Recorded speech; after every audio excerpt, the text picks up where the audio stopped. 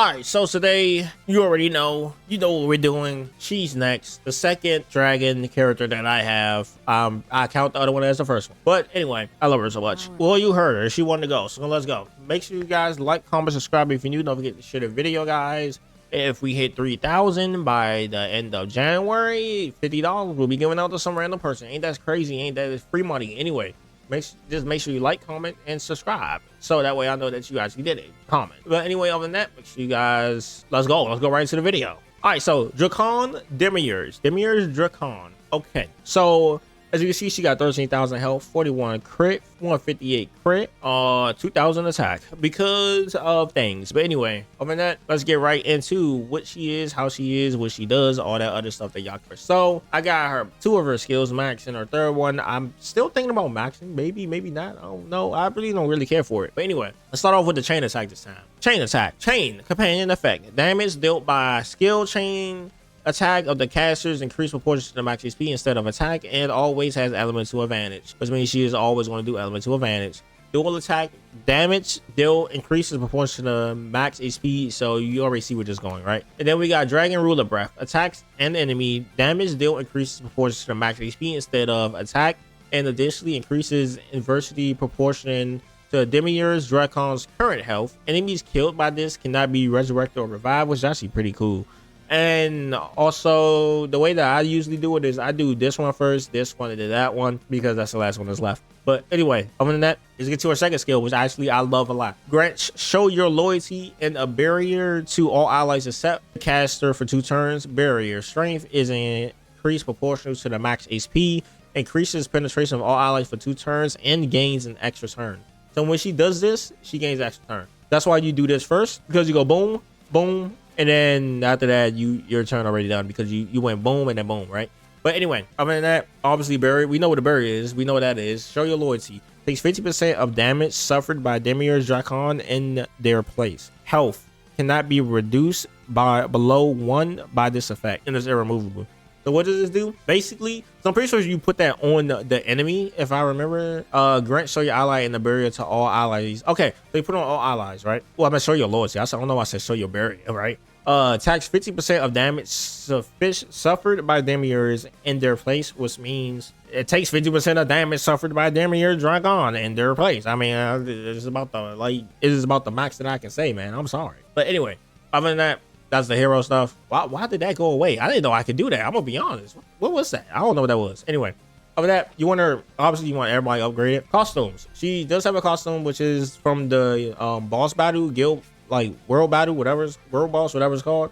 I don't have it because I didn't get it. I'm so sad. I hope I do. Anyway, trust level is max, and that's because of her equipment right here. When Dragon Ruler Breath defeats an enemy, health of all allies increased by 15%. Basically, what this does is it makes her a healer. So when she does her ult and she kills somebody, and she knocks out somebody, she gets the heal all allies for 15%. Like some healers thing is 15%, which means she basically becomes a tanker / healer. As she knocks somebody down with her ult, she becomes a tanker / healer. That's literally what that is. Would I say you want this? If you want her to like rock like that, yeah, get it. Sure. If not, then it don't really matter.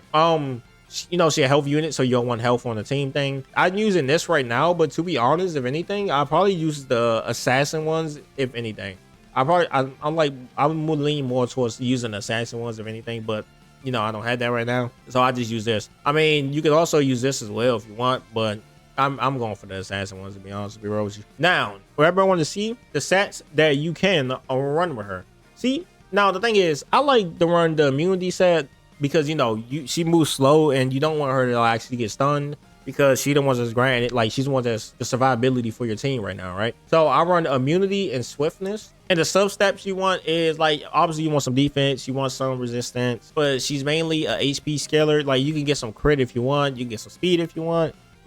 Just make sure you have health, so that way her health can be up there, because if a health scaler don't have health, they ain't gonna be scaling off anything. So you'll want health, so that way you can help them out. You don't need attack because you don't scale off attack, but if you want her to do damage, definitely give her some crit rate and crit damage, so that way she could actually crit things and actually do, like, you know, the multiplies kick in there. But you definitely want at least HP, crit rate, and crit damage. That's what I say out of anything. You can get speed too if you want, but the main thing is crit rate, crit damage, and definitely HP. But also another thing that you could use, you always want to have immunity, by the way. You always run an immunity set. No matter what, you're running an immunity set on her. But instead of having swiftness, you also can do counter as well if you want to.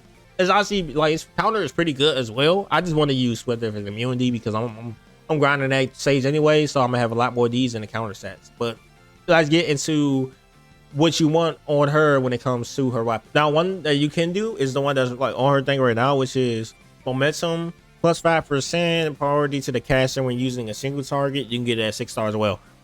Basically the reason why is because like she moves up in the priority, then she can do her skills more. Her skill is already single targets anyway, so you can pop her alt and then you can go again with her first skill, which also gives her a chance to hurry up and get that alt. Which is right here, first skill, which attacks the enemy 2%, target max HP, fixed damage, stuff like that. But mainly you want, like, if you want her to move faster, you'll do that because her first skill can do some damage. So if you build her in a damage wise with that HP, to be honest, you can clap some people. It happened to me before. Now, solidarity, which is grants a barrier to the caster equal to 10% of the caster's max health for 2 turns when performing an action. This is actually pretty good as well because that means every time when she performs an action, she gets a shield from her health. And her health is going to be a lot, which means that she gets her own shield because remember, she shields other people, she don't shield herself, so she's going to be vulnerable. But if she have this on, she end up shielding herself as well. Me personally, I'm gonna run this before I run anything else, but that's just me because obviously you want the HP stat, by the way, but that's mainly because I want her to be safe as long as everybody else being safe. And the best in slot for her equipment is literally Coward's Treasure. You obviously get the HP set, the HP thing on it, but has a 15% chance to counter when the allies hit. This is giving you more counter chance, so that way not that they hit you, you counter, and then also when they hit an enemy, you counter and you do damage. The more damage, the better, guys. That's literally just how this works. And yeah, other than that, let's go into what team I use her in. I'm gonna be real.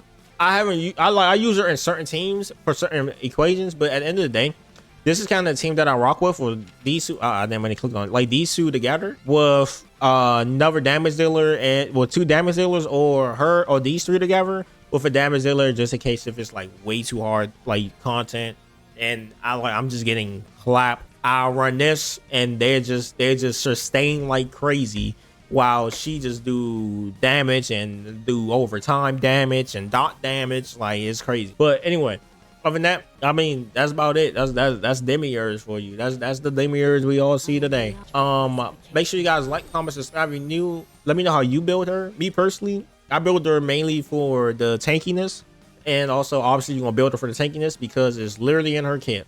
The tankiness means more damage, so that's how I build her. And I run 1, 2, and then just the last one left. So, yeah, I may upgrade this just to do more attack, but mainly you definitely want to get these 2 upgraded at least. Anyway, other than that, make sure you guys like, comment, subscribe if you're new. Don't forget to share the video, guys. And I love you guys. Peace out.